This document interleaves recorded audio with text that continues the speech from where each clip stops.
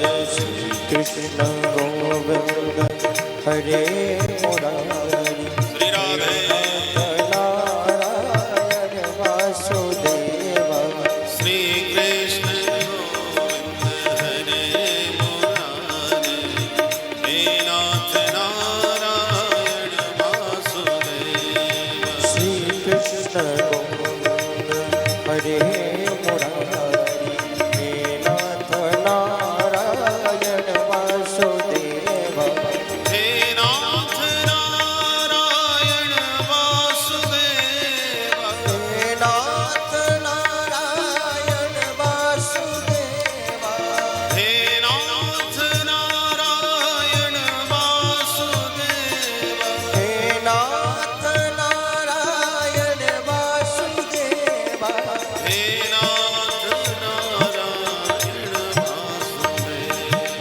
हे नाथ नारायण वासुदेव श्री कृष्ण गोविंद हरे मुरारी हे नाथ नारायण वासुदेव जय जय श्री कृष्ण गोविंद हरे मुरारी हे नाथ नारायण वासुदेव हरे कृष्ण कृष्ण कृष्ण हरे हरे हरे राम राम राम हरे हरे हरे कृष्ण कृष्ण कृष्ण हरे हरे हरे राम राम राम हरे हरे हरे कृष्ण कृष्ण कृष्ण हरे हरे हरे राम राम राम हरे हरे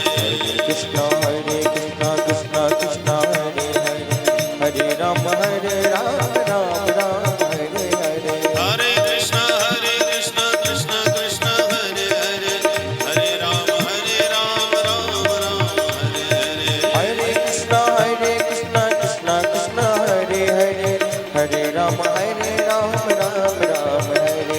हरे कृष्ण कृष्ण कृष्ण हरे हरे हरे राम राम राम हरे हरे हरे कृष्ण कृष्ण कृष्ण हरे हरे हरे राम राम राम हरे हरे हरे कृष्ण कृष्ण कृष्ण हरे हरे हरे राम राम राम हरे हरे हरे कृष्ण कृष्ण कृष्ण हरे हरे हरे राम राम राम हरे हरे हरे कृष्ण कृष्ण कृष्ण हरे हरे हरे राम राम हरे हरे श्री राधा गोविंद भगवान की श्री बंसी भट्ट बिहारी लाल की पूज्यपाद श्री ब्रह्मचारी जी महाराज की जय जय जय श्री राधे।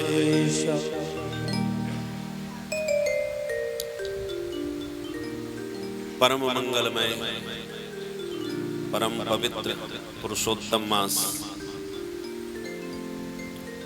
पूज्यपाद ब्रह्मलीन प्रातस्मरणीय पूज्य श्री प्रभुदत्त ब्रह्मचारी जी महाराज के द्वारा विरचित श्री भागवत चरित्र का अष्टोत्तर शत पारायण इस परम पवित्र बंसी वट पर उन्हीं के परम दिव्य आश्रम में चल रहा है। निस्संदेह हम और आप बड़भागी हैं जो ऐसी विशिष्ट विभूतियों के दर्शन का हम लोगों को सौभाग्य प्राप्त हुआ। दास को तो उन्हीं के ग्रंथों से कथा कहने का सौभाग्य प्राप्त हुआ प्रारंभ काल में, जब हम रमण रेती में धर्म संघ विद्यालय में पढ़ते थे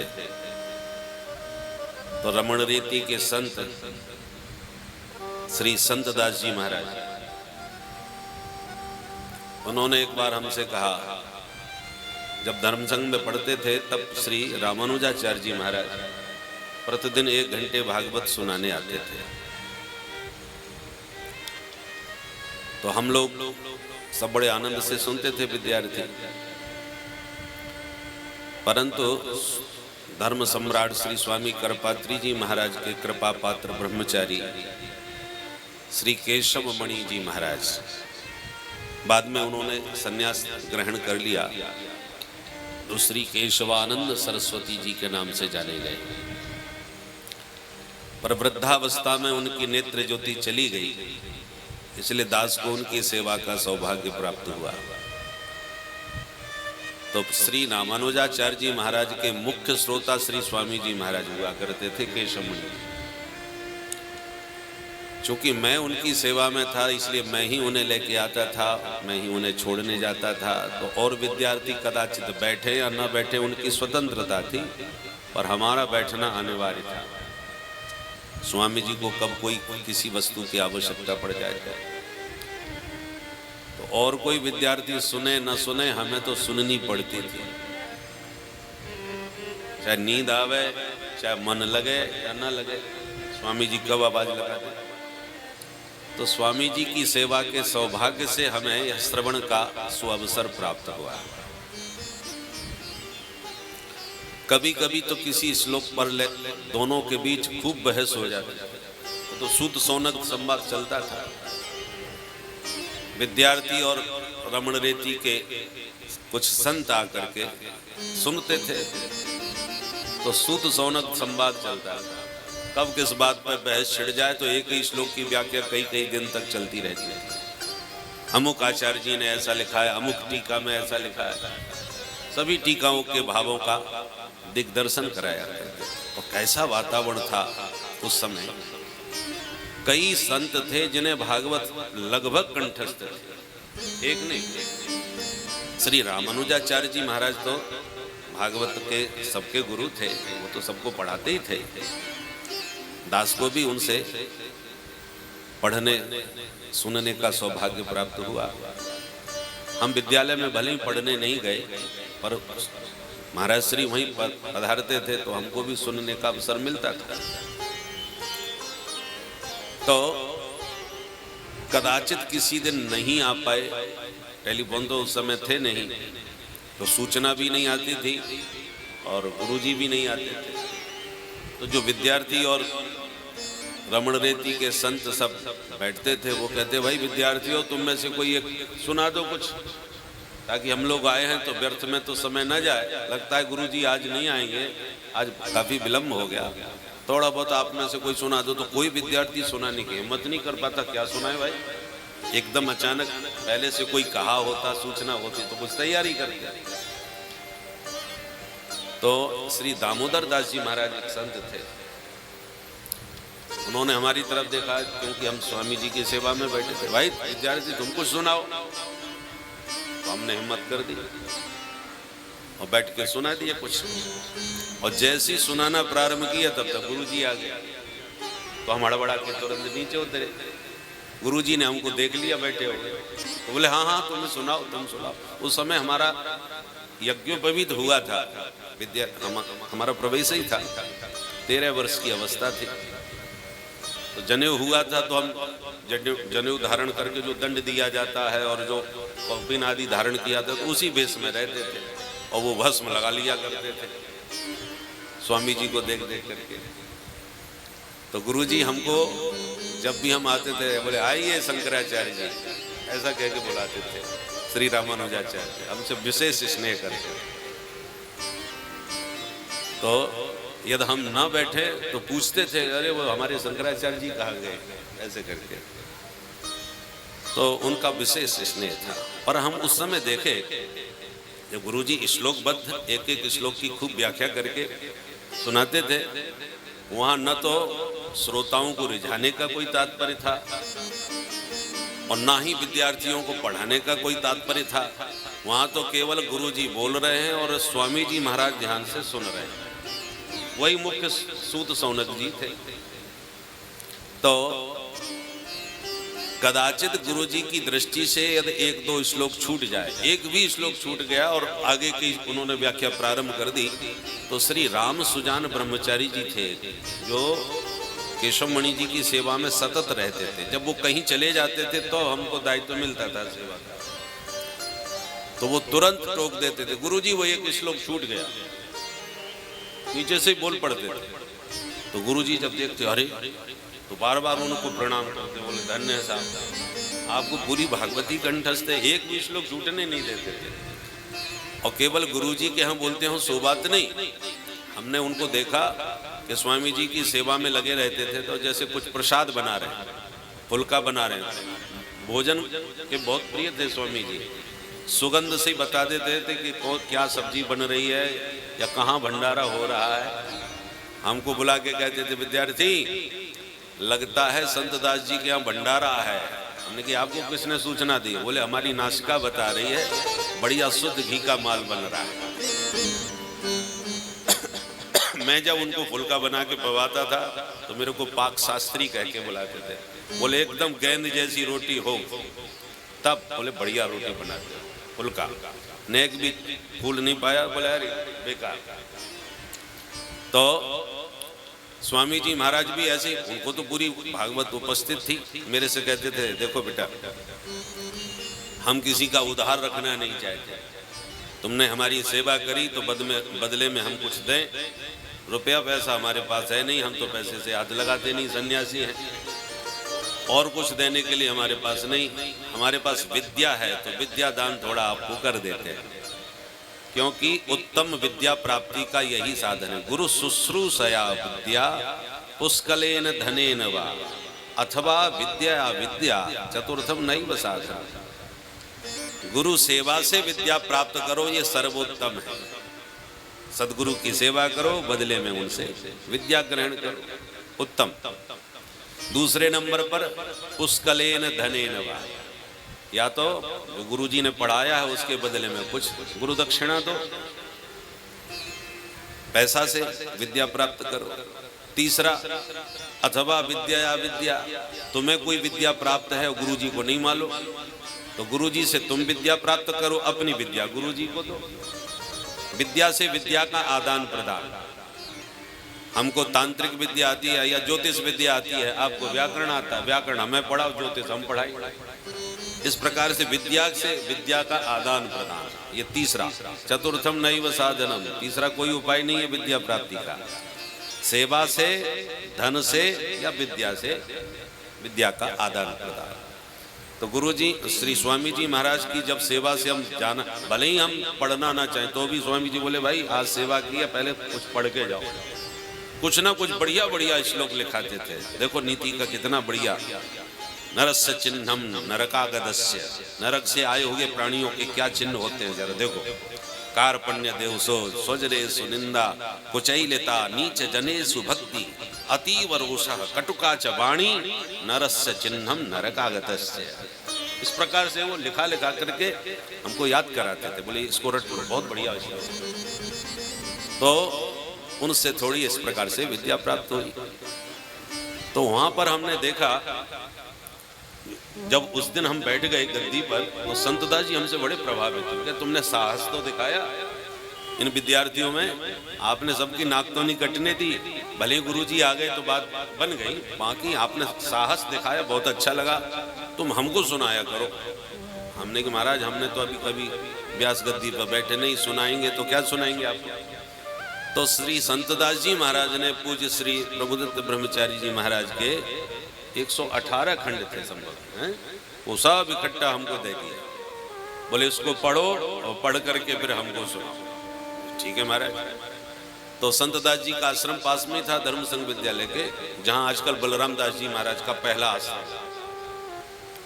अब तो बाबा बलराम दास जी भी उस समय थे, परंतु अब तो उनके कई आश्रम हो गए। पहले उन्हीं के यहाँ रहते थे उसी परिसर में। तो हम जाते थे, एक माइक लग जाता था और वही संतदास जी के आश्रम के और आसपास के साधु संत सब बैठ जाते थे और महाराज जी के ग्रंथों का आश्रय लेकर के ही हम बोलते थे। पहले छप्पा लिखा रहता था, उसके बाद में व्याख्या थी। तो हमने देखा उन ग्रंथों का स्वाध्याय करके श्रवण भी कराए। उससे हमको ये लाभ मिला कि श्रीमद् भागवत का कोई भी प्रसंग अछूता नहीं रहा। माने स्तुति प्रकरण तो बाद में है, पहले तो कथा पक्ष पूरा है। तो हमने वो पूरा सुनाया, लगभग 1 वर्ष लगा। 1 घंटे नित्य प्रति सुनाते थे, पर हमें सुनाने का और पढ़ने का, स्वाध्याय का ये सौभाग्य मिल गया संतदास जी महाराज की कृपा से। तो हम देखते थे कि नवम स्कंद में जितने राजाओं के नाम हैं, सभी राजाओं के नाम से कोई ना कोई चरित्र महाराज ने लिखा है। कितना अध्ययन किया होगा पूज्य महाराज श्री ने, कहां कहां से पुराणों से, ग्रंथों से खोज खोज करके उन राजाओं के चरित्रों को लाए। कोई विषय भागवत का छूटा नहीं। अच्छा, कोई संत की लेखनी बड़ी जोरदार होती है, किसी का वक्तृत्व बड़ा अद्भुत होता है, पर ब्रह्मचारी जी महाराज का वक्तृत्व भी हमने सुना, मुझे अभी तक याद है। हम 14-15 साल के रहे होंगे, परंतु एक बार श्री ब्रह्मचारी जी महाराज सामने ही आश्रम, विशाखा शरण जी महाराज का आश्रम था वहीं रमण रेती में, तो वहाँ कोई उत्सव चल रहा था, उसमें महाराज जी पधारे थे, तो हम दर्शन किए और उस समय हमने उनके श्री मुख से श्लोक सुना और वो व्याख्या हमें अब तक याद है। श्लोक सहित व्याख्या मैंने उसी समय महाराज जी से सुन के तैयार की थी। और वो श्लोक है, रात्रिर्गमिष्यति भविष्यति सुप्रभातम भास्वानुदेश्यसि हसिष्यसि पंकजश्री इत्थं विचिन्तयति कोशगते दुरेपे हा हंत हंत नलिनी गजमुज्जहार। ये श्लोक बड़ा प्रसिद्ध है, परंतु इसकी व्याख्या जो पूज्य महाराज श्री जी ने की वो अब तक हमको उस अवस्था से याद है, तभी से। और एक बार जब संतदास जी के हम सुना रहे थे ऐसी कथा, तो पूज्य महाराज श्री जा रहे थे सुनरक। सुनरक में एक आश्रम है महाराज जी का, तो उसका कोई कार्य चल रहा था, तो महाराज जी अपनी गाड़ी से सुनरक जा रहे थे और उसी परिक्रमा मार्ग में हम सुना रहे थे संतदास जी महाराज को, तो माइक की आवाज उनके कान में पड़ी, तो हम छप्पा पढ़ रहे थे प्रारंभ का, तो महाराज जी ने गाड़ी रुकवा दी और गाड़ी में ही बैठ के सुनने लगे। तब तक एक श्रोता संत आ रहे थे, उन्होंने महाराज जी को देख लिया, उन्होंने भीतर आके महाराज जी को खबर दी संतदास जी महाराज को कि देखो श्री ब्रह्मचारी जी महाराज गाड़ी में बैठ के सुन रहे हैं। उससे पहले मैंने महाराज जी का दर्शन नहीं किया था, ये पहली बात थी। तो संतदास जी दौड़ करके गए महात्मा लोग और महाराज जी से निवेदन किया, महाराज कृपा कीजिए आइए, बड़े प्रेम से पधारे। उस समय हम प्रारंभ कर रहे थे, तो संतदास जी ने कहा, ये जिनके ग्रंथों का आप अध्ययन कर रहे हैं ये वही ब्रह्मचारी जी महाराज। तब हमने भी दंडवत प्रणाम किया और हमारी हिम्मत न पड़ी फिर बोलने की, हमने महाराज आज तो आप ही सुनाएंगे। तो महाराज जी आशीर्वाद दे करके गए। तो कहने का तात्पर्य है कि देखो, संत महापुरुष जो लिखते हैं या बोलते हैं वो कोई कविता पाठ नहीं होती।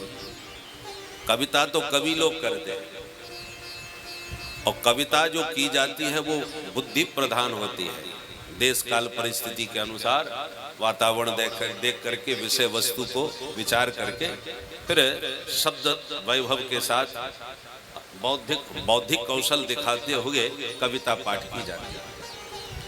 परंतु संतों के द्वारा जो लेखन होता है वो हरि प्रेरणा से होता है। उर प्रेरक रघुवंश विभूषण, ठाकुर जी उनके हृदय में प्रेरणा देते हैं। गोस्वामी जी महाराज ने जब ग्रंथ लिखा तो उसमें भोले बाबा की प्रेरणा थी, इसलिए उन्होंने उसको स्पष्ट अपने ग्रंथ में भी कहा, रच महेश निज मानस राखा। ये रचना तो भोले बाबा की है, पर भोले बाबा ने अपने मन मानस में इस रामचरित मानस को छुपा करके रखा था, हैं?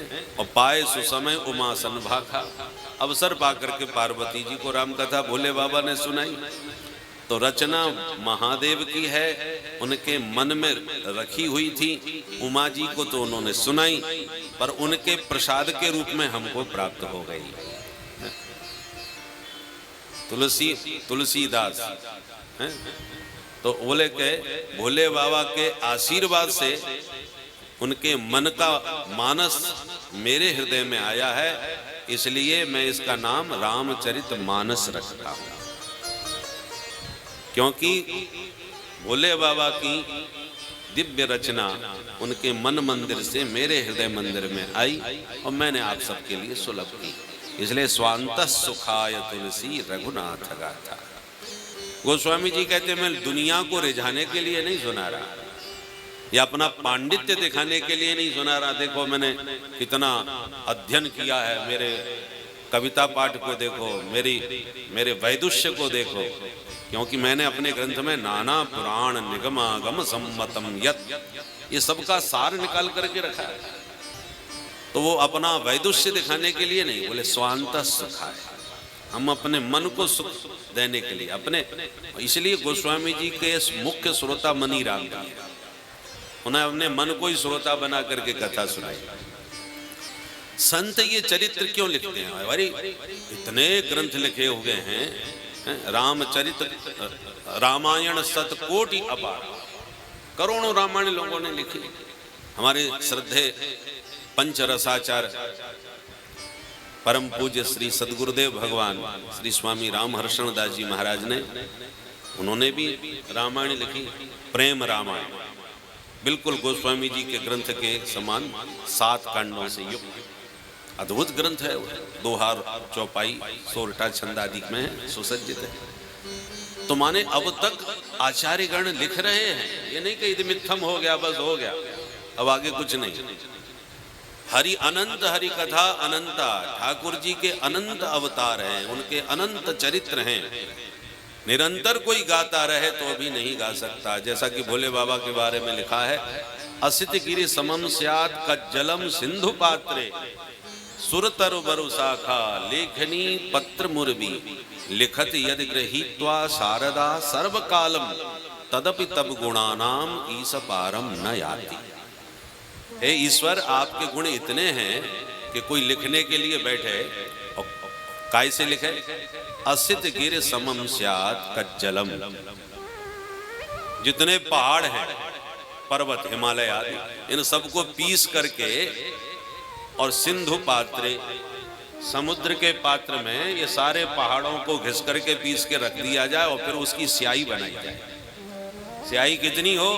सारे समुद्रों का जल और पहाड़ों को पीस करके उसको मिला करके उसकी कोई स्याही बन के तैयार हो। असित गिरे समम स्यात्, काले काले पहाड़ों के माने रगड़ के उनको पीस करके काले पत्थरों की और स्याही बन गई।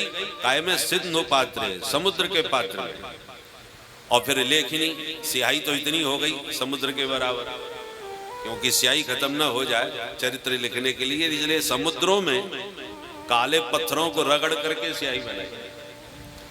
और फिर सुरतर वर शाखा, कल्प वृक्ष के द्वारा बढ़िया पेन बनाया गया, लेखनी। सुरतर वर शाखा लेखनी, कल्प वृक्ष को बढ़िया काट छांट करके उसकी लेखनी बनाई जाए।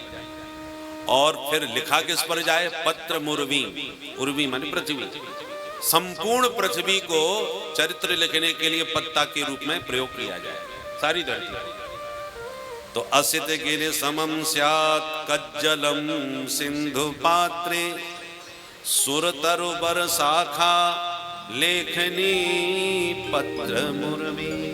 और फिर लिखे कौन? लिखत यदि गृहीत्वा शारदा सर्वकालम, साक्षात भगवती शारदा सरस्वती लिखने के लिए बैठे। और प्रतिदिन 1 घंटा 2 घंटा 4 घंटा नहीं, शारदा सर्वकालम 24 घंटे। भगवती सरस्वती शारदा 24 घंटे बैठ करके पृथ्वी के पन्नों पर और समुद्र की स्याही से और सुरतरवर की लेखनी बना करके लिखने लग जाए।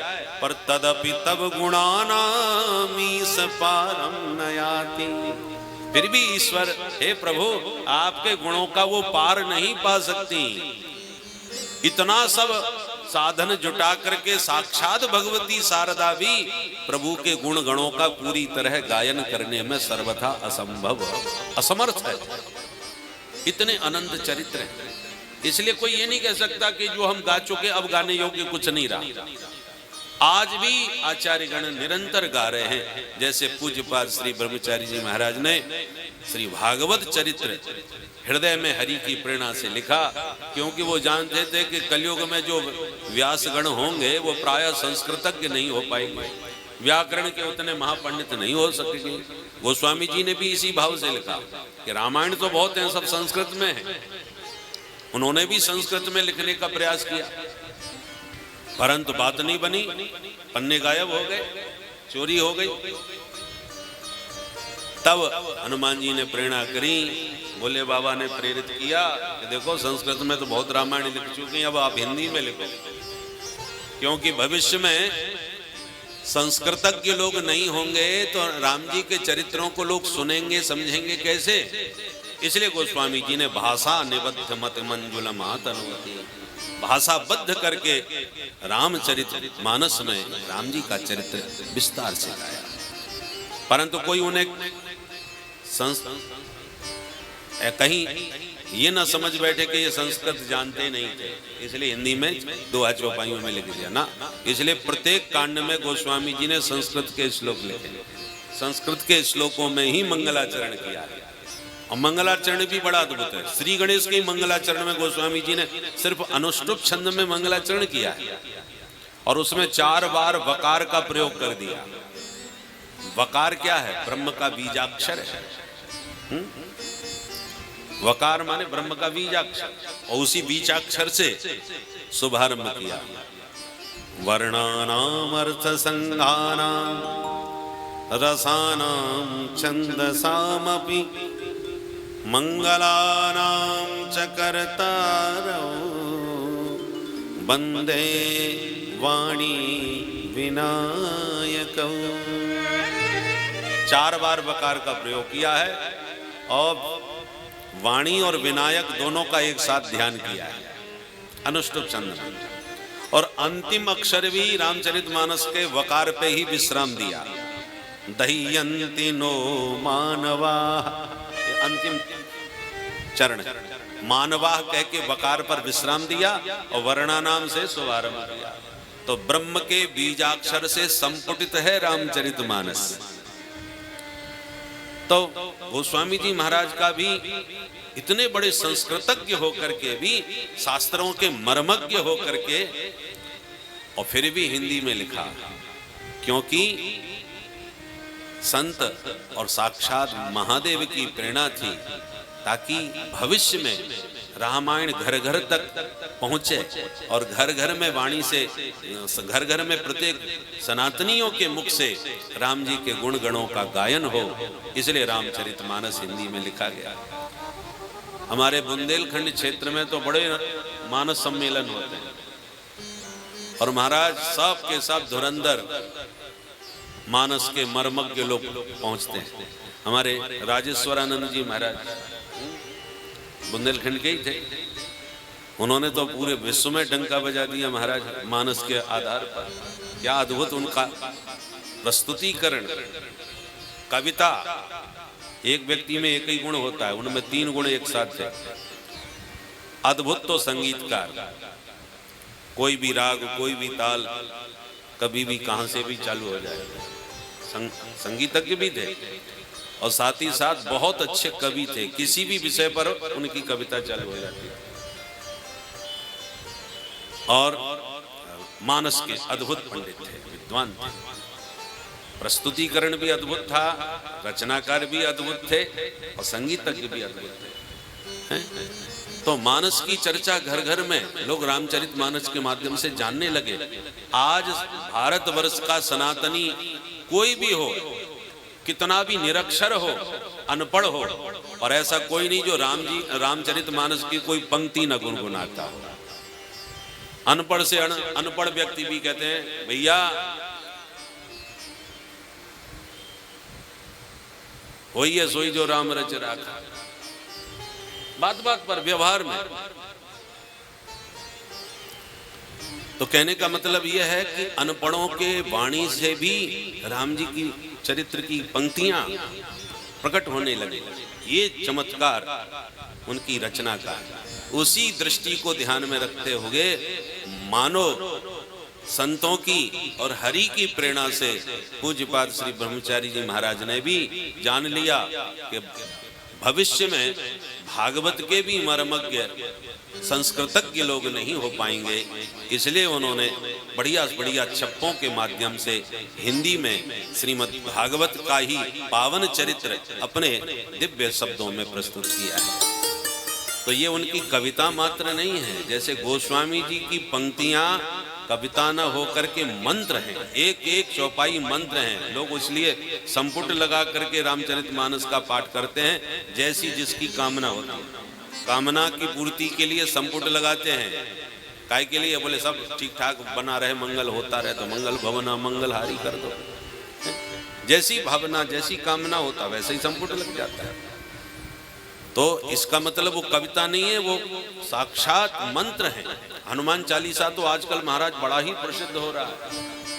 हनुमान चालीसा तो कहते हैं सनातन धर्म का। एक बार मुझे याद है स्वामी श्री कृपात्री जी महाराज से धानुका जी ने निवेदन किया, महाराज जितने भी पंथ हैं, प्रत्येक पंथ का कोई धर्म ग्रंथ होता है।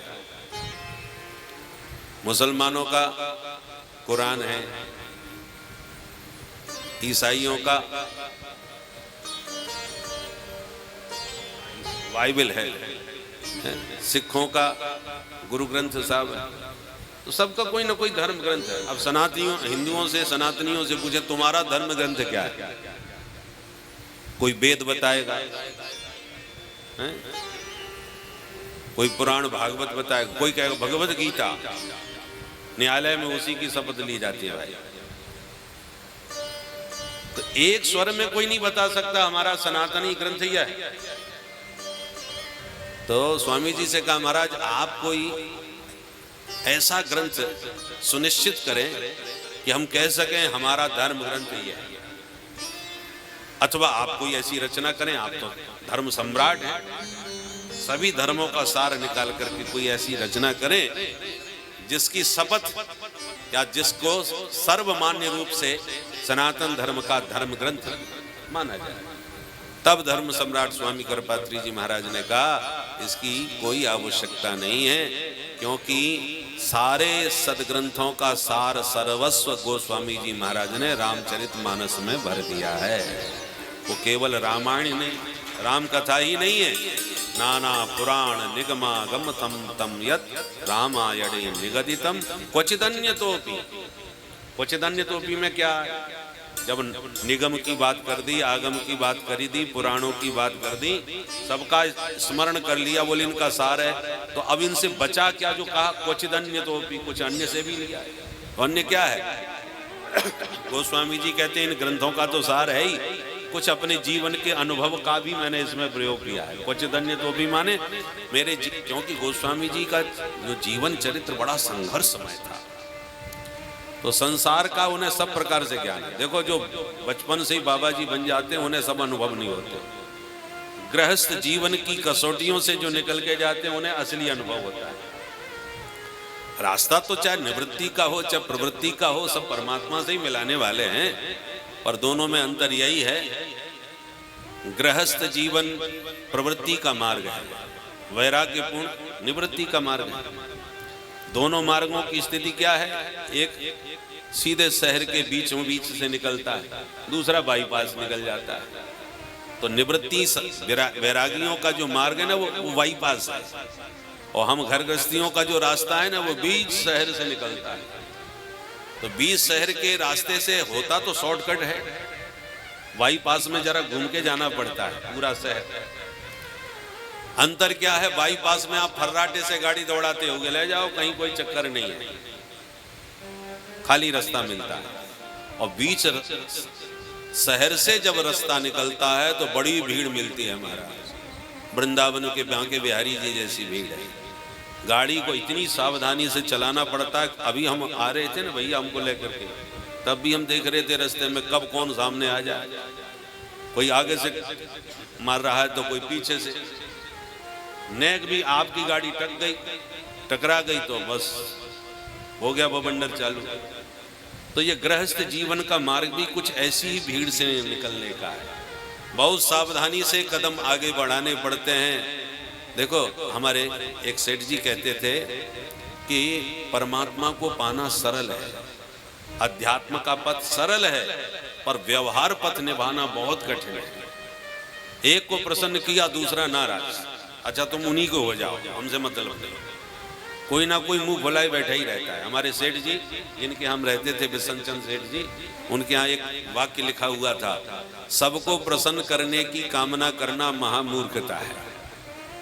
आप सबको, हम तो यही प्रयास करते हैं सब लोग हमसे प्रसन्न रहें, पर असंभव है। तुम 24 घंटे लगे रहो, सबको प्रसन्न नहीं कर पाओगे। भले ही देश का सेवक 18 घंटे जग करके पूरे देश की सेवा में अपने जीवन को झोंक दे, फिर भी महाराज उसको चोर कहने वाले, गाली देने वाले आज भी पैदा हैं, और तुम दिन रात गाली दे रहे हैं। और वो तो कहते हैं हम 1 किलो गाली रोज खाते हैं। बोलो राधे राधे। तो भैया यदि आप ये सोचे कि हमसे सब खुश हो जाएंगे, इतनी हम सेवा करेंगे, तो असंभव, कोई खुश नहीं होने वाला। राम जी महाराज ने अयोध्या वासियों को रिझाने में कोई कसर नहीं छोड़ी, सबको खुली छूट दी। कभी भी कोई भी अपनी समस्या लेकर के आ सकता है। प्रजा को पुत्र से भी बढ़ करके प्यार दिया राम जी महाराज ने, साक्षात भगवान थे वो तो, परंतु उंगली उठाने वाले तब भी अयोध्या में एक तो निकल ही पड़ा, पर उसके स्वर में स्वर मिलाने वाली भी निकल पड़े।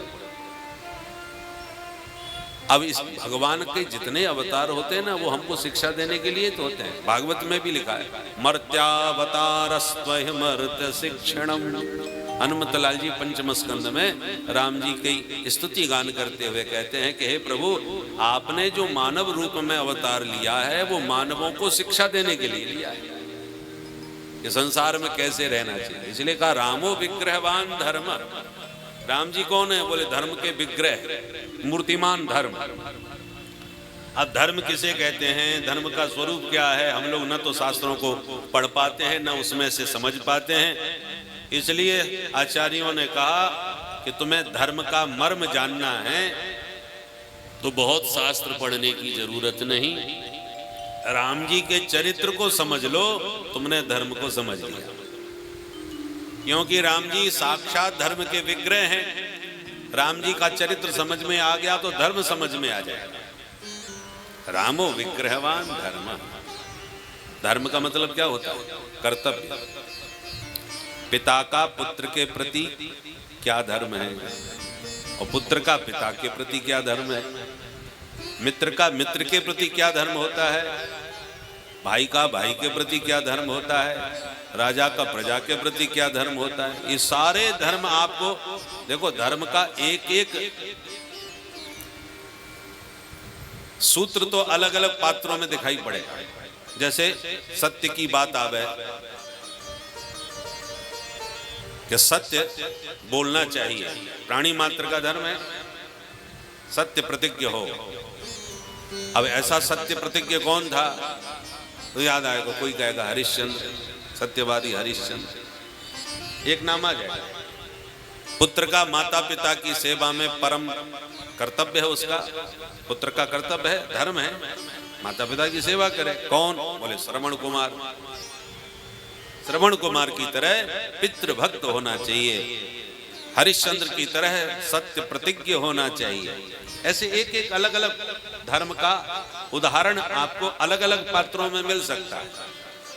पर कोई कहे सारे धर्म एक जगह दिखाई पड़ जाएं, बोले वो राम जी के चरित्र में देख लो, सारे धर्म आपको नजर आएंगे। माता पिता का भक्त पुत्र कैसा होना चाहिए, बोले राम जी जैसा, और दिखाया उन्होंने। मां ने वरदान मांगे, पिताजी ने वचन दे करके वरदान दिए। राम जी का तो कोई काम नहीं था। और माता पिता ने, जिन्होंने एक दिन पहले घोषणा कर रखी है कि तुम अयोध्या के राजा बनने वाले हो, कल तुम्हारा राज्याभिषेक है, बैंड बाजे बजने लगे, पूरे अयोध्या में आनंद मंगल गीत गबने लगे। पर इतना बड़ा पद पाने के लिए भी कोई प्रसन्नता राम जी के मुख पर नजर नहीं आई। बोलो जय सिया राम। कोई प्रसन्नता उनमें, बल्कि क्षोभ उत्पन्न हुआ। राम जी भाइयों से कहते हैं, देखो हम चारों भाई एक साथ पैदा हुए, जनेऊ हम चारों का एक साथ हुआ, अध्ययन भी हम चारों का एक ही गुरुकुल में एक साथ हुआ, यहाँ तक कि विवाह भी एक ही मंडप में एक साथ हुआ। अब तक जन्म से लेके सारे काम एक साथ चारों भाई कर रहे थे, और देखो कल हमको अकेले को राजा बनाएंगे और 3 भैया अलग बैठे रहेंगे। हमको ये बिल्कुल अच्छा नहीं लगा। राम जी तनिक भी प्रसन्न नहीं हुए। किसके लिए?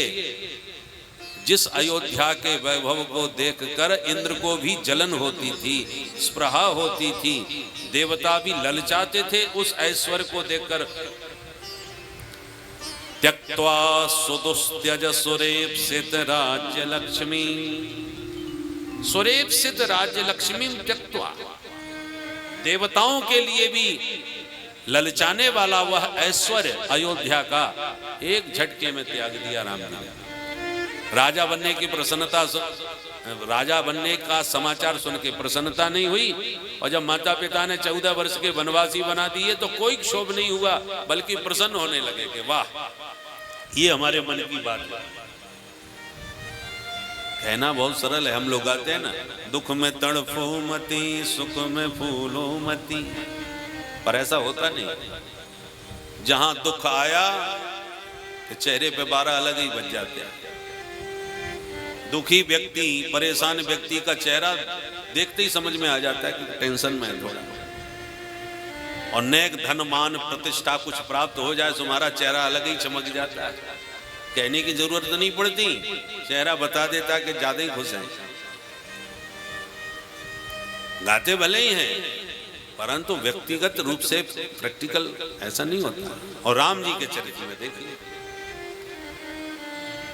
प्रसन्नता की घड़ी आई तो कोई प्रसन्नता नहीं, दुख की घड़ी आई तो कोई दुख नहीं, दोनों में समान, सुख दुख दोनों जिनके लिए बराबर है। ऐसे राम जी। हम जैसा कोई बेटा होता तो मैया बाप से ही लड़ बैठता कि वाह, माताजी ने वरदान लिए, पिताजी ने वरदान दिए, हम बीच में हम फालतू में ही पिसे। हमने किसी का क्या बिगाड़ा था जो हमको देश निकाला दिया जा रहा है, वो भी 14 साल के लिए। कौन जाता बेटा? परंतु बेटा हो तो राम जी जैसा हो कि बिना किसी अपराध के, सबके लाडले प्यारे होते हुए भी माता पिता की आज्ञा पर एक बार भी प्रश्न चिन्ह खड़ा नहीं किया कि किस अपराध की सजा मुझे दी जा रही है। सिरोधार्य प्रसन्नता के साथ चले जाए। ये राम जी केवल श्रवण कुमार का ही नहीं, राम जी में श्रवण कुमार से क्या कम पितृ भक्ति दिख रही है? कैसे पिता वत्सल है, मित्र वत्सलता देखो, भ्रातृवत्सलता देखो, भाइयों में कैसा स्नेह प्रेम होना चाहिए। राम जी ने कहा नहीं, किया। एक होता है प्रवचन, एक होता है आचरण।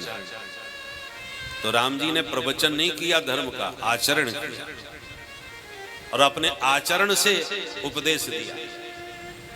प्रवचन करके उपदेश देना बड़ा सरल है, बोलना ही तो है, पर आचरण से उपदेश देने वाले बहुत विरले होते हैं। पर उपदेश कुशल बहुतेरे, पर जे आचरण ही ते नर न घनेरे।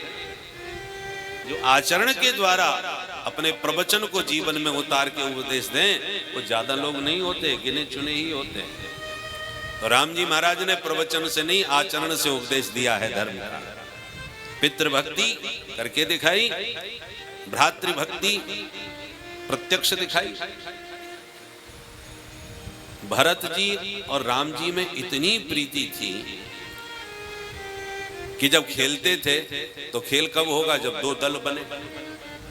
चारों भैया जब खेलने निकलते सरजू तट पर, तो बोले हाँ खेल हो जाए, तो 2 दल बने। बिना 2 दल के खेल हो ही नहीं सकता। तो प्रश्न खड़ा हो जाता कि राम जी के विरोधी दल में कौन जाए। जहां दल बनाने की बात आती है, सोई लक्ष्मण जी भाग करके राम जी के बगल में खड़े हो जाते हैं, प्रभु मैं तो आपके पक्ष में रहूंगा। बचपन से राम जी के अनन्य भक्त, वो तो खेलने में भी विपक्ष में जाने को तैयार नहीं लक्ष्मण जी। तो सारे अवधपुर वासी लक्ष्मण जी के प्रेम की सराहना करते, वाह भाई हो तो लक्ष्मण जैसा, जो खेलने में भी विरोध बर्दाश्त नहीं कर सकता। तो लक्ष्मण जी का प्रेम उजागर था, सब जानते थे लक्ष्मण कितना प्रेम करते। और जब भरत जी की तरफ राम जी देखते, भैया तो तुम बना लो दल, तो एक बार भी मना नहीं करते। जैसी प्रभु की आज्ञा, तुरंत विरोधी दल भरत जी ने बना लिया और शत्रुघ्न को साथ में ले लिया, बन गया दो दल, हो गया खेल प्रारंभ। तो दर्शकों को लगता कि भाई लक्ष्मण जैसा भाई हो कोई नहीं हो सकता। भरत जी का प्रेम गुप्त है, उसे कोई पहचान नहीं पाए। और राम जी का वनवास न होता तो इतिहास में भरत जी का प्रेम कोई पहचान भी ना पाता। पूरा समुद्र मंथन हुआ है, तब भरत जी के महासमुद्र से वह प्रेम रूपी अमृत प्रकट हुआ है। प्रेम अमीय मंदर बिरह भरत पयोधि गंभीर मथ प्रगट्यो सुर साधु हित कृपा सिंधु रघुवीर। राम जी ने समुद्र मंथन किया। समुद्र मंथन में समुद्र क्या है? भरत पयोधि। भरत जी का जो हृदय है वो पयोधि माने समुद्र है। अब समुद्र में डाला मंदराचल पर्वत। समुद्र मंथन की कथा तो आप जानते हैं। समुद्र का मंथन हुआ, कैसे हुआ? बोले मंदराचल पहाड़ डाला गया।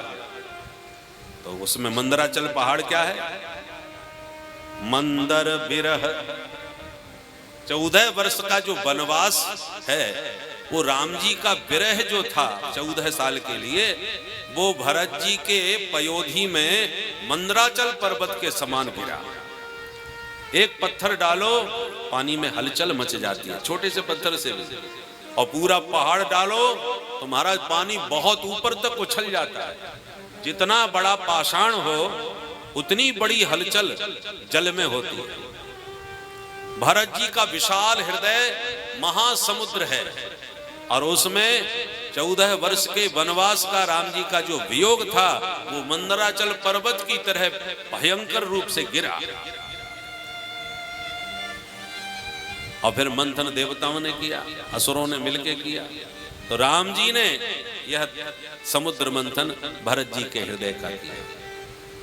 फिर समुद्र मंथन से रत्न तो बहुत निकले, पर असली रत्न तो अमृत निकला, जिसके लिए समुद्र मंथन किया गया था। समुद्र मंथन का मुख्य सार क्या था? अमृत। तो वो अमृत क्या था? प्रेम अमीय।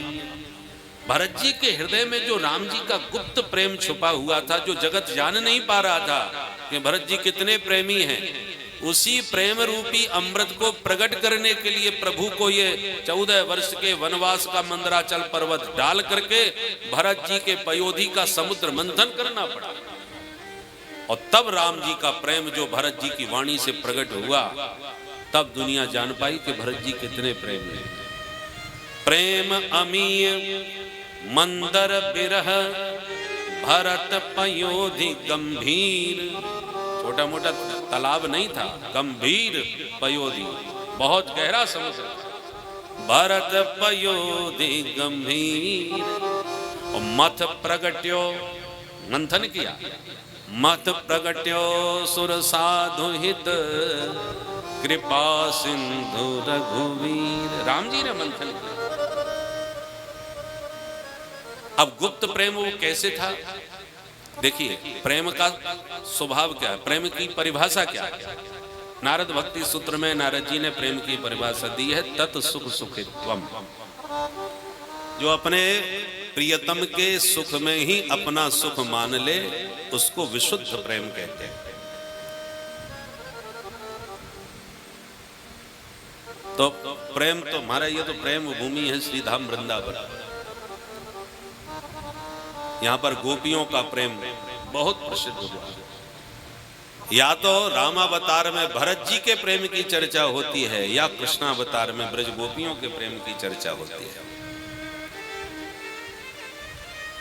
प्रेम की भी 3 श्रेणी होती है, साधारण रति, समंजसा रति और समर्था रति। साधारण रति की परिभाषा है स्वसुख सुखित्वम। हमें तुमसे मिलके बड़ा सुख मिलता है क्योंकि हम तुमसे बहुत प्रेम करते हैं। ये साधारण रति है। हर व्यक्ति उसी से प्रेम करता है जिससे सुख मिले। आपसे हमें दुख मिलेगा तो हम क्यों प्रेम करेंगे आपसे? ये साधारण रति है जो अब अपने सुख के लिए किसी से प्रेम किया जाए। और दूसरी इससे भी ऊपर की स्थिति क्या है? समंजसा रति। समंजसा रति का मतलब है स्वसुख सुखित्वम और तत्सुख सुखित्वम। आपसे हमको भी सुख मिले और हमसे आपको भी सुख प्राप्त होना चाहिए। केवल अपने ही सुख का ध्यान न रखें, आपके सुख पर भी पूरा ध्यान रखें। इसका नाम है समंजसा रति। और इन दोनों से भी ऊपर सर्वश्रेष्ठ रति जो है वो है समर्था रति। समर्था रति का एकमात्र स्वरूप है तत्सुख सुखित्वम। केवल आप सुखी रहें, हम जीवन भर आपके दुख में भली रोती रहें, तड़पती रहें, चलेगा, पर आपको कभी हमसे किसी प्रकार का कष्ट न पहुंचे, इसका नाम है समर्था रति। जहां स्वसुख की स्वप्न में भी गंध नहीं, केवल प्रियतम के सुख की एकमात्र अभिलाषा है, उसका नाम है तत्सुख सुखित्वम, जो ब्रज गोपियों में। इसलिए नारद जी ने प्रेम की परिभाषा देते हुए यथा गोपिका नाम कह के गोपियों का ही उदाहरण स्मरण किया। उदाहरण के लिए देखें समर्था रति का स्वरूप। यदि हमारे कन्हैया परसों की कह के मथुरा चले गए और फिर वर्षों तक नहीं आए, जब तक 14 साल तक रहे मथुरा, पर 14 साल में एक भी दिन कोई गोपी ब्रजवासी मथुरा में मिलने नहीं गई कन्हैया से। कितने आश्चर्य की बात है। कौन गोपियां मिलने नहीं गई? जिन गोपियों को गोविंद के दर्शन करते समय यदि पलक झपक जाए तो ब्रह्मा जी पर गाली आती थी कि ब्रह्मा की बुद्धि कितनी जड़ है कि प्यारे के दर्शन में अवरोध डालने के लिए पलकों के पर्दे डाल रखे। बिहारी जी के दर्शन करते समय बार बार पर्दा गिरे तो दर्शकों को बड़ा क्षोभ होता है? गोपियां भी गोपी गीत में कहती हैं त्रुटि योगायते त्वाम अपश्यता। तुम्हारे दर्शन में त्रुटि माने पलक झपकने का जो व्यवधान है वो योगायते, लगता है जैसे कितने युग बीत गए हमारे आपको देखे बिना। त्रुटि योगायते त्वाम अपश्यता। इतनी दीवानी है गोपांगनाएं, और जब पलक गिरती है तो ब्रह्मा जी पर गाली छूटती है। जड़ उदीक्षता पक्ष मकर दृशा। ब्रह्मा जी की बुद्धि जड़ है, लगता है इन पलकों को काट के फेंक दो जो प्यारे के दर्शन में पर्दा डाल के बार बार विक्षेप पैदा करते। इतना प्रेम है गोविंद से, तो पलक गिरने के व्यवधान को भी जो सहन नहीं कर पाती, वो 14 साल तक मथुरा में बैठे रहे। क्यों नहीं गई गोपियां? क्यों नहीं गए ब्रजवासी? उसका एकमात्र कारण है कि यदि गोविंद मिलना चाहेंगे तो अवश्य संदेश देंगे, बुलाएंगे, बुलाने पर जरूर जाएंगे। न भगवान ने बुलाया न कोई गया, जबकि गोविंद से मिलकर के गोपियों को कितना परमानंद प्राप्त होता यदि चली जाती। अरे ठीक है भाई, अपने स्वार्थ के लिए लोग क्या नहीं करते। यदि हमें आपसे मिलकर के परमानंद प्राप्त होता है तो हम क्यों ना मिलने जाएंगे? जरूरी थोड़ी है कि आप बुलाएं। हम अपने प्रेम अपने आनंद के लिए आपसे मिलने के लिए जा सकते हैं, परंतु गोपियां नहीं गई, क्योंकि वो जानती हैं हम उनके विरह में तड़प तड़प के भले ही हमारा शरीर छूट जाए, पर हम अपने आनंद के लिए अपने सुख के लिए प्यारे से मिलने नहीं जाएंगे। जैसे गोविंद को मिलने की इच्छा हुई तो बंसी बजा के हमारा नाम लेके बुला लिया, हम छोड़ के संसार पहुंच गई उनके पास। एक क्षण को किसी गोपी ने रास में जाते समय विचार नहीं किया कि बिना मैया बाप से पूछे, बिना सास ससुर की आज्ञा के, बिना पति की आज्ञा के हम जा तो रही हैं जंगल में प्यारे से मिलने, पर लौट के आएंगी तो पतिदेव घुसने देंगे या परिवार वाले कोई घुसने देंगे? पूछेंगे कि कहां गई थी रात भर? प्रश्न खड़ा होता। व्यवहार दृष्टि से विचार करें। परंतु किसी भी गोपी ने एक क्षण को भी इस विषय पर विचार नहीं किया कि जाना उचित होगा कि नहीं होगा। निशम्य गीतम तदनंग वर्धनम ब्रज स्त्रिय कृष्ण ग्रहीत मानसा, कृष्ण ग्रहीत मानसा, क्योंकि सबका मन माधव के पास ही रहता है। इतना सोचने विचारने का समय कहां, जो पूछा कि बाद में क्या होगा, बाद में जो होगा सो देखा जाएगा। आ जगमुरन्योन्यमलक्षितोद्यमा सयत्र कांतो जवलोल कुंडला। अपने कांत के पास एकांत में मिलने के लिए सब गोपियां भागी चली गई। कांत का मतलब कम सुखम तस्य अंतः पराकाष्ठा यत्र, जहां सुख की पराकाष्ठा हो, जिससे बढ़कर के संसार में कहीं और अधिक सुख न मिले, वो कांत है। भगवान परम कांत है। और दौड़ी दौड़ी गोपियां पहुंच गई। अन्योन्यमलक्षितोद्यमा, कोई किसी को देखने ही नहीं थी। ये प्रेम का प्रवाह है।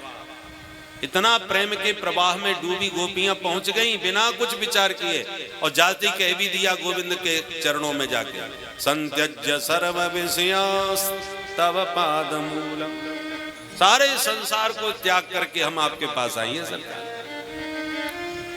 ये वैराग्य, ये अद्भुत प्रेम गोपियों का है।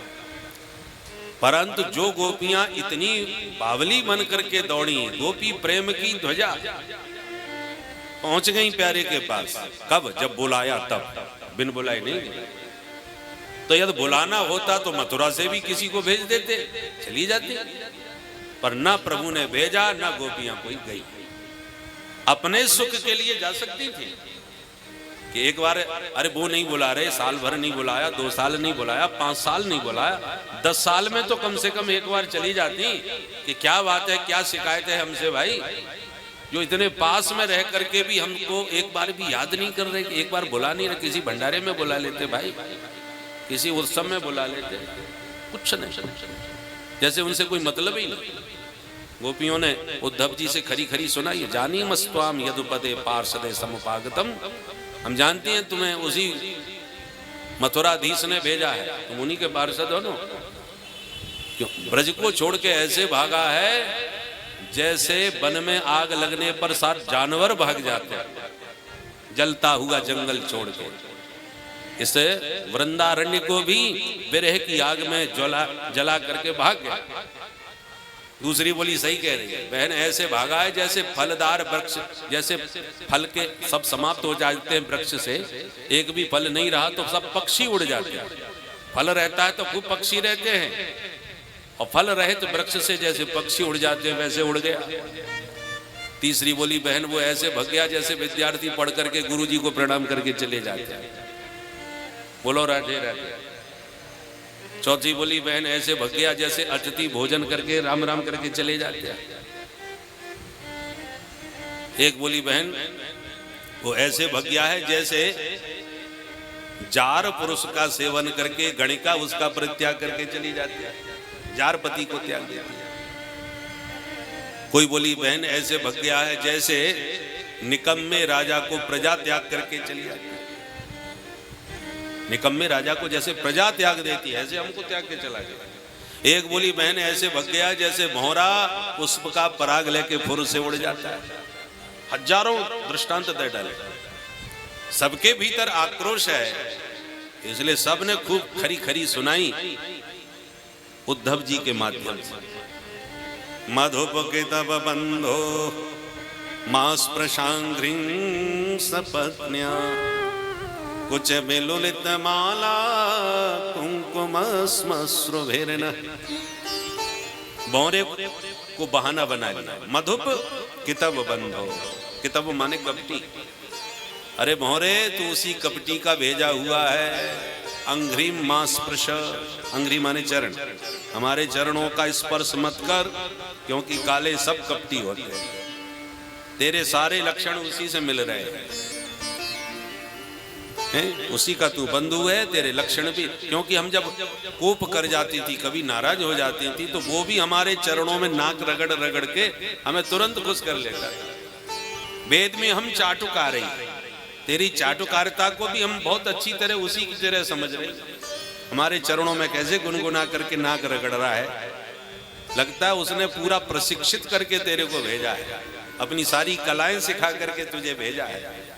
इसलिए मधुप कितव बंधो मास प्रशांग्रीम सपत्न्या, सपत्न्या कुछ बिलुलित माला। हमारे प्यारे ने उन कुब्जा आदि हमारी सोतों का आश्लेष किया, और आश्लेष करते समय उनके गले में जो सुमनों की माला थी, बढ़िया बढ़िया फूलों की माला, उन्होंने जब अपनी प्रिया का आश्लेष किया तो अपनी हमारी सौत कुब्जा जैसी सपत्नियों के कुछ में जो कुंकुम लगा हुआ था वो माला में लग गया, और उसी माला के सुमन पर तू बैठ करके उसका पराग पीने लगा।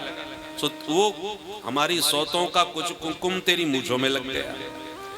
अब बे मूछे जो हमारी सौत के कुछ कुंकुम से अंकित है, उस कुंकुम को मूछों पर लगाकर तू हमारे सामने आ गया, तुझे शर्म नहीं आती?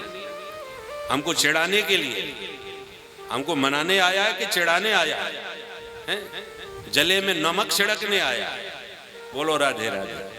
तो कुछ बिलुलित माला कुंकुम स्मश्रु भेरना, स्मश्रु माने मूछ, तेरी मूछों में वही कुंकुम लगा हुआ, इसलिए मधुप, मधुप का अर्थ भौरा भी है, तो मधु माने शराबी। मधु का जो पान मधुशाला में करता रहे वो मधुप है।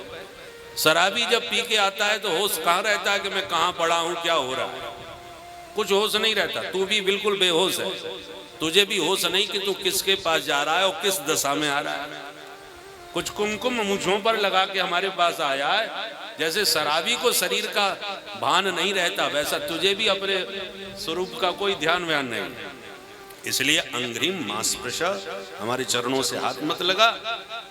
जैसे वो पुष्प पराग ले, जैसे तू पुष्प पराग लेके उड़ जाता है ना, वैसा ही तेरा त्वमिदृक्, बिल्कुल तेरे सारे लक्षण उसी से मिल रहे। और इस प्रकार से भ्रमर गीत में उद्धव जी को भौरे के माध्यम से खूब खरी खरी सुनाई, और उद्धव जी को क्या सुनाई? अपने प्यारे को सुनाई, ताकि ये पूरा संदेशा वहां जाकर के सुना। तो ये गोपियों का अद्भुत प्रेम है। अहेरिव गति प्रेमिणः स्वभावः कुटिला भवे। प्रेमियों की गति अहिरिव होती है, अही के समान, सर्प के समान। आजकल तो बरसात में खूब निकलते हैं, तो सांप की चाल को देखो। जब सांप लहरा के चलता है तो आप निर्णय नहीं ले पाएंगे कि आगे जाएगा कि बाएं जाएगा कि दाहिने जाएगा कि पीछे मुड़ जाएगा, बहुत घूम घूम के चलते हैं। ऐसे प्रेमियों की वाणी और व्यवहार भी वक्र होता है, सर्प के समान। वो क्या बोल रहा है, क्या बोलना चाह रहा है, समझना बड़ा मुश्किल होता है। वहां हर शब्द की स्थिति अटपटी होती है। प्रेम की गति समझ में नहीं आती। तो गोपियां जितना प्रेम करती हैं उतनी गाली भी देती हैं। और ब्रज की गाली तो प्रसिद्ध है महाराज, यहाँ तो पग पग पे बिना गाली के तो बात ही नहीं होती। बोलो राधे राधे। तो गोपियों ने भी खूब जम के सुनाई, खूब गालियां दी, परंतु वो गाली प्रेम की होती है। गाली गाली में अंतर होता है। गोपियों की गाली पर गदगद होते हैं गोविंद, और वही गाली शिशुपाल देता है तो खोपड़ी उड़ा देते हैं उससे। हिम्मत कैसे पड़ गई भाई, कितना अंतर है। अरे ये अंतर तो हम लोग भी जानते हैं। हमको कोई गाली दे तो लाल पीले हो जाएंगे, और जब शादी विवाह में देवियां गाली सुनाती हैं तो बड़े प्यार से सुनते हैं। भोजन कम करते हैं समधी जी, गाली ज्यादा खाते हैं। बोलो राधे राधे। राम जी महाराज जब दूल्हा बन के आए, दशरथ जी महाराज भी थे। अब सब भोजन, बारात बैठ गई भोजन में। अब मिथिलानियां चढ़ गई अट्टालिका पर गीत गाली गाने के लिए। राम जी बड़े धर्म संकट में पड़ गए। अब वो तो मर्यादा पुरुषोत्तम है। पिताजी बैठे हैं, सब भैया बैठे हैं, पूरा परिवार बैठा है, और पूरे इष्ट मित्र अयोध्या के बैठे हैं, और ये देवियां आज क्या सुनाएंगी कोई भरोसा नहीं। अब सुनना तो पड़ेगा, कुछ बोल भी नहीं सकते, चाहे जितने बड़े ठाकुर बने रहो। उस समय तो सबको मौनी बाबा बन के गाली खानी ही पड़ती है। तो राम जी ने एक चमत्कार कर दिया। जैसी गाली गाना प्रारंभ किया मिथिलानियों ने, राम जी ने तनिक उनकी ओर देख के मुस्कुरा दिया। जो राम जी की मुस्कान देखी सबकी सब बावली हो गई, पगला गई। और जो गाली गाना चालू किया, गाली गानी थी समधी को, दशरथ जी को, और दशरथ जी का नाम ही भूल गई, जनक जी को ही गाली देना चालू कर दिया। बोलो जय सिया राम। आज की बात कहा कहुरी, एक कौतुक देखो है अति भारी। आई बारात जो जेवन को, तब नारी चढ़ी मिथिलेश अटारी। राम को रूप निहार गई, तब मोह गई सब गावन हारी। अवधेश के नाम को भूल गई, तब देने लगी मिथिलेश को गारी। अवधेश के नाम को भूल गई, तब देने लगी मिथिलेश को गारी। ये राम जी की मुस्कान का जादू। तो तात्पर्य यह है कि गाली गाली में अंतर होता है। गोपियों की गाली से तो गोविंद गदगद होते हैं और वो खूब खरी खरी सुनाई, परंतु अपने आनंद के लिए, अपने सुख के लिए ऐसी प्रेम में पगी गोपी 14 साल तक मथुरा में बैठे रहे गोविंद पर, एक दिन भी कोई मिलने नहीं गई, क्योंकि केवल एकमात्र है लक्ष्य तत् सुख सुखित्वम। हम मिलने जाएं अपने आनंद के लिए, और हम मिलने गई और उन्हें कहीं संकोच लगा परिचय देने में, क्योंकि वहाँ तो शहर की सब सुंदरियाँ होंगी और वो तो बहुत बड़े मथुराधीश बन गए हैं, उनका तो वहाँ बड़ा आदर सम्मान है, बड़े लोगों में उनका नाम हो गया है। और हम गंवार ग्वालिनियाँ पढ़ी लिखी को जय नहीं, बात करने का ढंग नहीं, और हम सब ऐसी जाएंगी उनसे मिलने, और वो उनसे कोई पूछे ये कौन है तुम्हारी, तो धर्म संकट में न पड़ जाए कि मैं क्या परिचय दूं इनका। बड़े लोगों को छोटे मोटे लोगों का परिचय देने में शर्म लगती है, संकोच लगता है, और हमारे कारण हमारे प्यारे धर्म संकट में, दुविधा में, संकोच में पड़ जाएं तो धिक्कार है हमारे प्रेम को। अपने प्रियतम को हम किसी प्रकार के धर्म संकट में, दुविधा में नहीं डालना चाहती।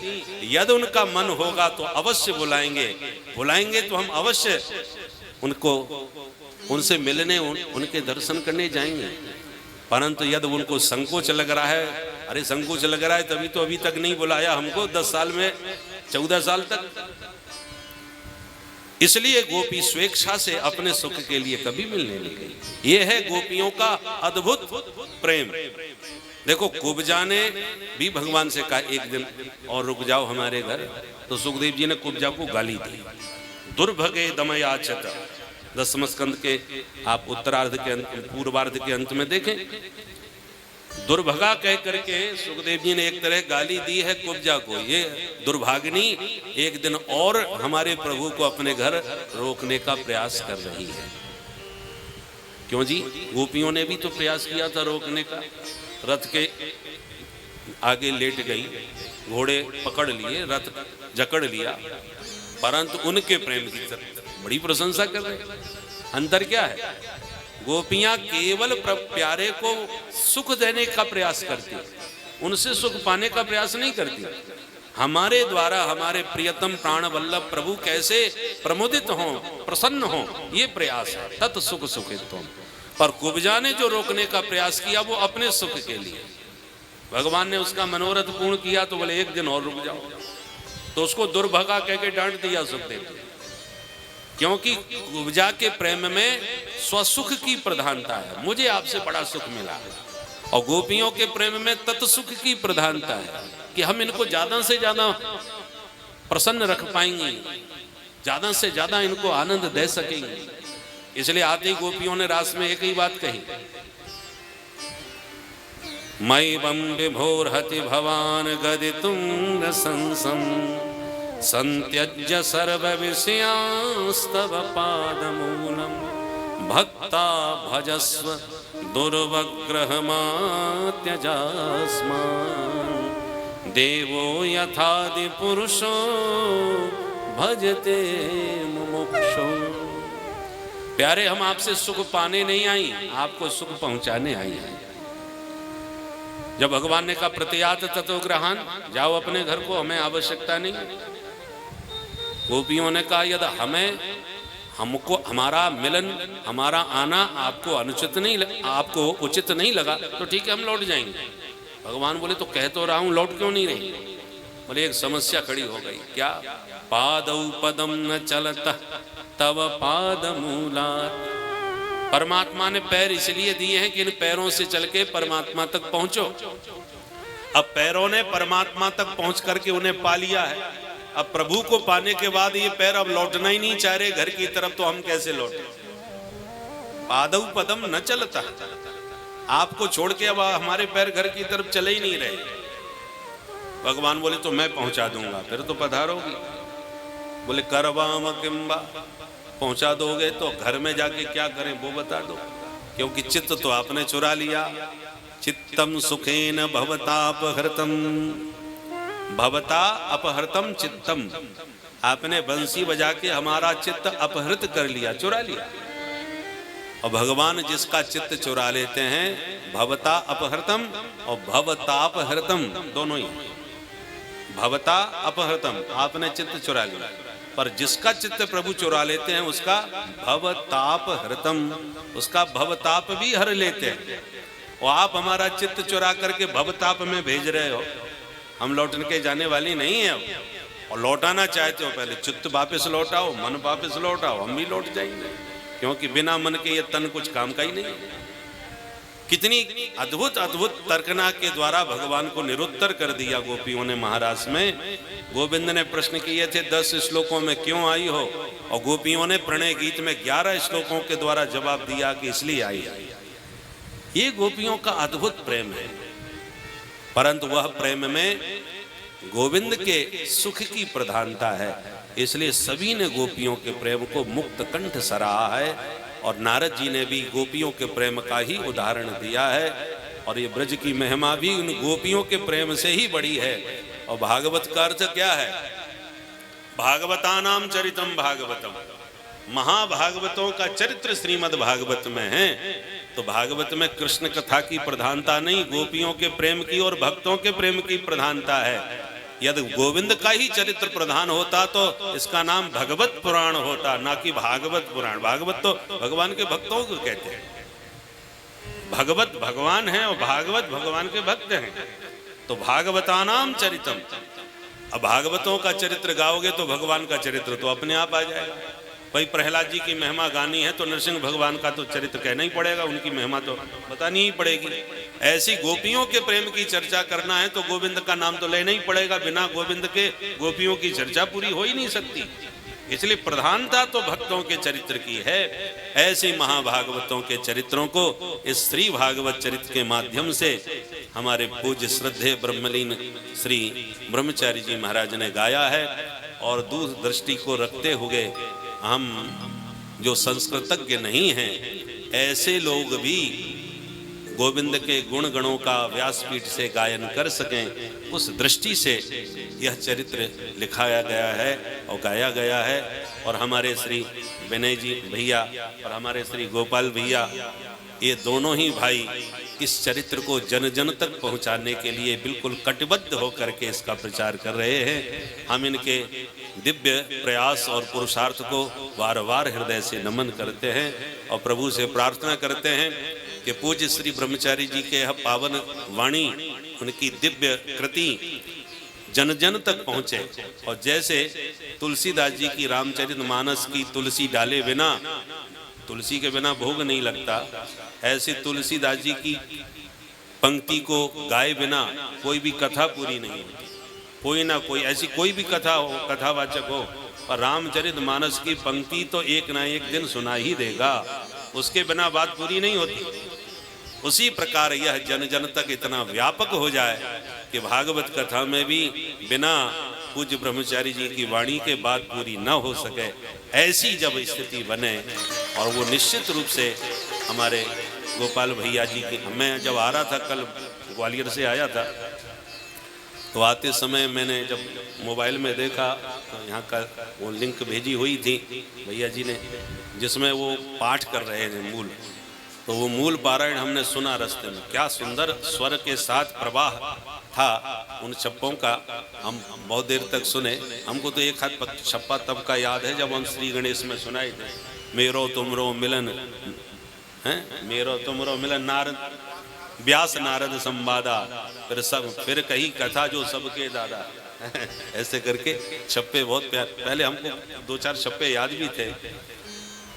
तो इनमें बड़े सुंदर सुंदर भाव हैं और सभी चरित्रों का यदि कोई एक बार इसका पारायण कर ले ठीक से अर्थानुसंधान करते हुए, तो उसे सभी चरित्रों का पूरी तरह स्मरण हो जाएगा। इसलिए श्री ब्रह्मचारी जी का यह दिव्य जो